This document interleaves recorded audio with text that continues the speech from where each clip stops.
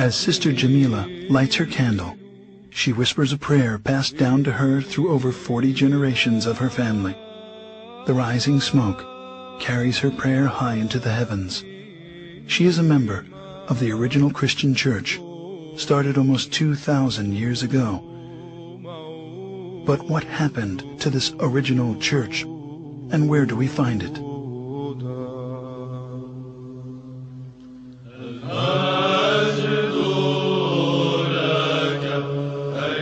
At that time, those believers in Jesus Christ joined together with the apostles, establishing the first organized church community in the city of Antioch. It is there in Antioch that they were first called Christians, as stated in Acts 11:25.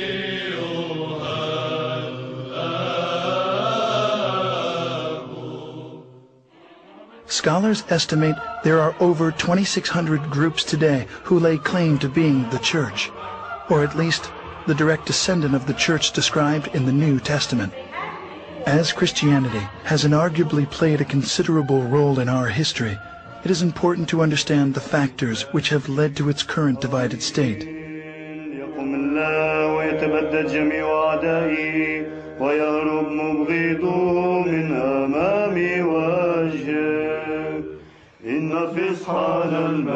With the birth of the Church of Jesus Christ at Pentecost, the apostles made many missionary journeys. Over time, 5 patriarchates were established in Antioch, Jerusalem, Rome, Alexandria, and Constantinople. The apostle Peter was the first bishop of Antioch. 12 years later, he became the first bishop of Rome, leaving the apostle Paul as the head of the Antiochian church, while James, the brother of Jesus, was the first bishop of Jerusalem. Even though they were in full communion with one another, disputes arose over the adherence to the Old Testament law. James gave the solution to settle all doctrinal and moral issues through ecumenical councils, and the church flourished for 1,054 years. The first council was known as the Council of Jerusalem, as documented in Acts 15. In the history of the Christian Church, we find scores of such councils, establishing its canon laws, which the Orthodox regard as the faith of the apostles, faith of the fathers, faith of the Orthodox, the faith which has established the universe. Heresies, disputes, numerous wars, and much persecution constantly challenged the early fathers of Orthodox Christians.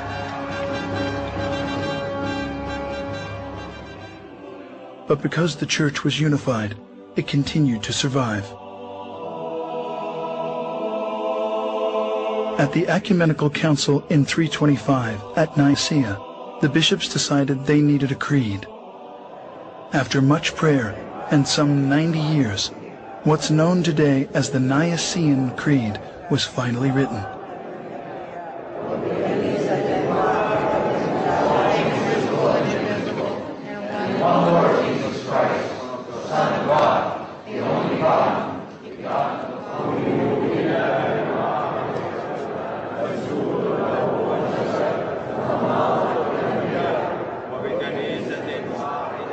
Between the years 325 and 787, 7 meetings were held to establish the laws of the Church.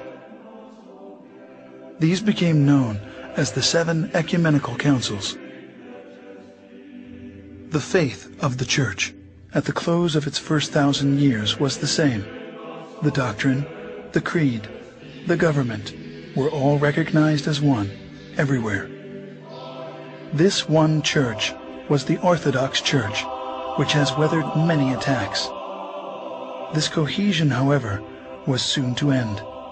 As the first millennium was drawing to a close, tensions began to mount between the Western Church, Rome, and the 4 Eastern churches.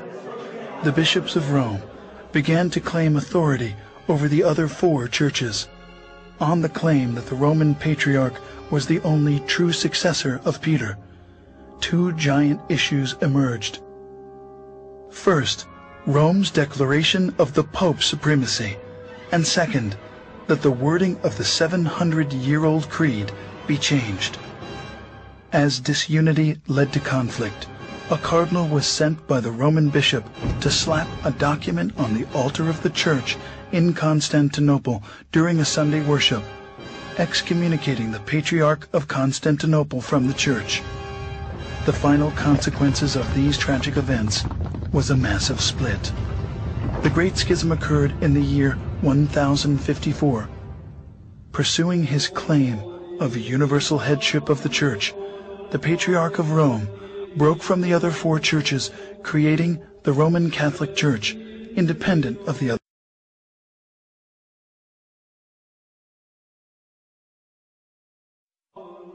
Meanwhile, the four Eastern or Orthodox Patriarchs continued to carry on.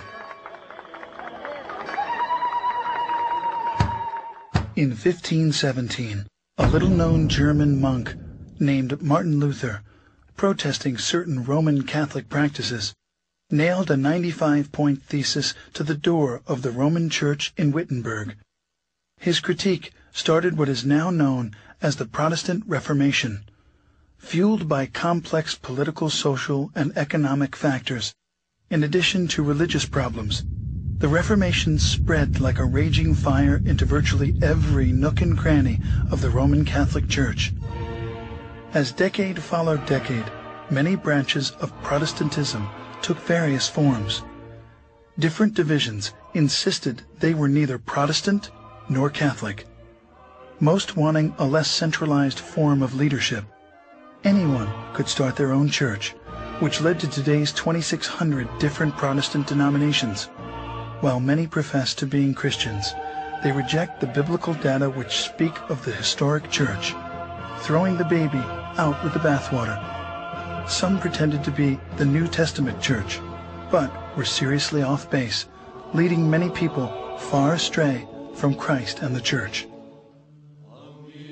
But that first church of the apostles, despite persecution, political oppression, and desertion, miraculously carried on. Today, the four patriarchates remain intact, in full communion, maintaining the original apostolic faith of the New Testament record.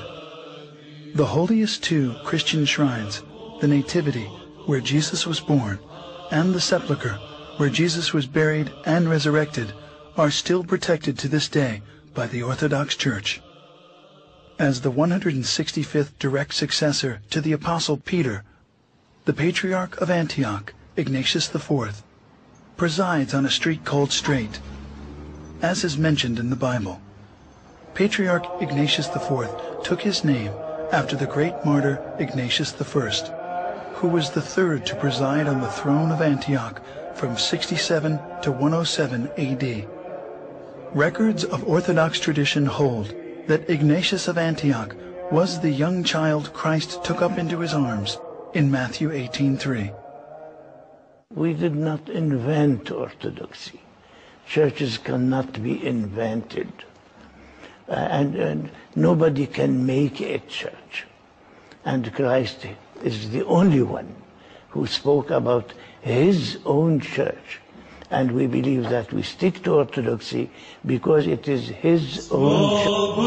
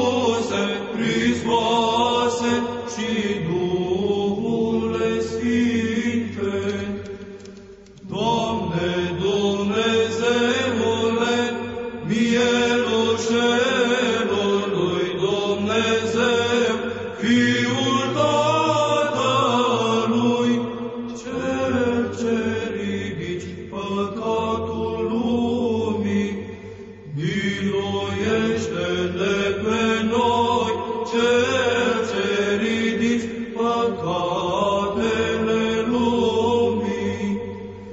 Primește rugăciunea noastră, Cel ce ședea dreapta Tatălui și ne miluiește pe noi. Că Tu ești unul sfânt, Tu ești unul Domn Iisus Hristos, într-o slava lui Dumnezeu, Tatăl Amin. În toate zilele bine Te voi cuvânta și voi lăuda numele Tău în veac și în veacul veacului.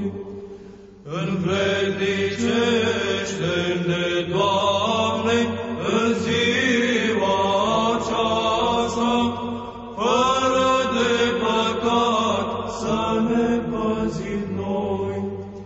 Bine ești cuvântat, Doamne Dumnezeul părinților noștri, și lăudat și preaslăvit este numele Tău în veci. Amin.